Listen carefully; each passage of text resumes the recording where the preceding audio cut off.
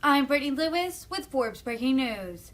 At Tuesday's Senate Judiciary Committee hearing, Senator Tom Cotton praised law enforcement while worrying about the ability of police to recruit and retain the next generation of officers. Citing an anecdote in which a young man expressed reluctance to join the force, Cotton asked policing leaders about what they tell young people considering joining the police. The Arkansas Republican, widely seen as a potential 2024 presidential aspirant, has been highly critical of criminal justice reform and the defund the police movement. Tough on crime proposals and rhetoric is a key aspect of Cotton's political identity. Senator from Arkansas. Gentlemen, thank you all for being here today, and thank you for your service to our nation, to our communities. You know, when you see troops walking through the airport, they always get thanked for their service. Sometimes people buy them a sandwich or a beer. I wish that all of you and all of the men and women in blue that you represent had the same treatment always. In some ways, I think you face greater dangers. You know, it sure is dangerous when we send troops into harm's way, as we have so many times over the last 20 years. But at least they get to come home. And when they get home, then they can hang up their armor and they put their rifles in the lockers and not have to worry about being killed the next day the way they had for the previous 365 days. But for law enforcement, you never get that break. Every night when you come home, you know you got to go out again the next day, and you know that that next day may be the day that you face off someone who is going to try to take your life. So I want to commend all of you, whatever your views on any of the issues we discuss or your politics, and all the men and women that you represent in blue all around the country for serving our nation and serving our communities to keep us all safe.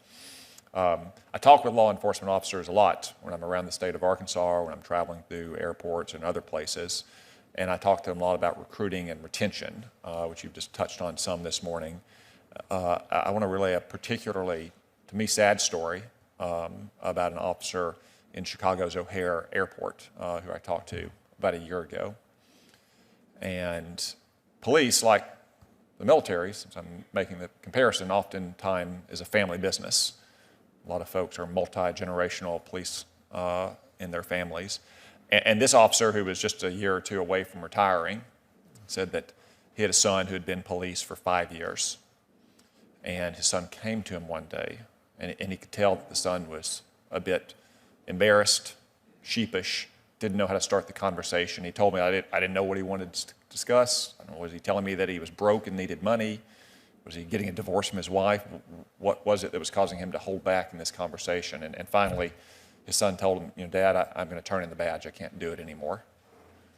I just can't be police like you have been for the next 25 years of my life. And this officer, who again had dedicated almost 30 years of his life to policing Chicago's streets and who had proudly watched as his son was sworn in 5 years earlier, said that he told his son, I don't blame you, son. If I was your age, I don't think I could do it either. I think that's a very sad commentary for the state of respect for law enforcement in our communities, that lifelong police whose son was police wouldn't recommend his son make it a career. So I just want to ask you, if an 18 to 25-year-old comes to you and says, should I be police? Should I dedicate my life to police the way all of you have? What would you tell them and why? Sheriff Bouchard, do you want to start? Thank you, Senator. Well, you're spot on. Surveys a decade ago and continuously for many years used to say that the average officer was asked, would you suggest this as a career to friends, family, and your children? And it was universally super high, 80, 85%, and now it's reversed. So I don't disagree. I would tell the same thing. In fact, I told my kids, I love my country, I love my community, but I don't want any cops or military because it's such a challenge for them these days, and I end up with both because they said they follow me, not necessarily listen to me. So that's exactly the case, because it's such a challenge on so many levels to have your life on the line, but not be assured that you're going to have the support of around the country, and I'll speak generically for the major counties, to have the support of a prosecutor, to have the support of the community, to have support of the system. as you go through so many things, what they experience, how they're treated afterwards, how they're supported afterwards with their mental health challenges on all levels. And then compound it with the changing affairs of compensation. Many people used to get into police work, not for the great hours, because they're terrible, not for the great pay, because it's not, but they knew at the end of the day they'd have a pension and they'd have a retirement, and now that's gone. We don't have pensions and we don't have medical and retirement.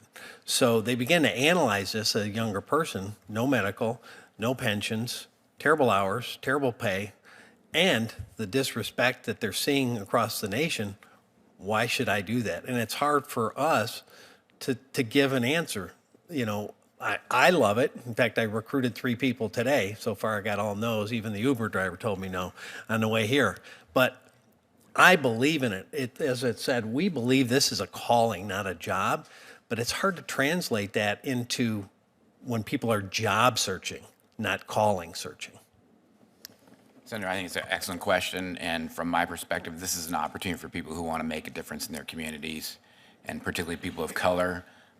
This is where the narrative, the negative narrative, has been really problematic. If you're somebody who wants to make a difference in your community and the leaders in your community are saying the police are bad, it's really hard to overcome. And so, but we need people who want to do this work because it is a calling and it is an opportunity to make a difference in your community, and every officer is a leader.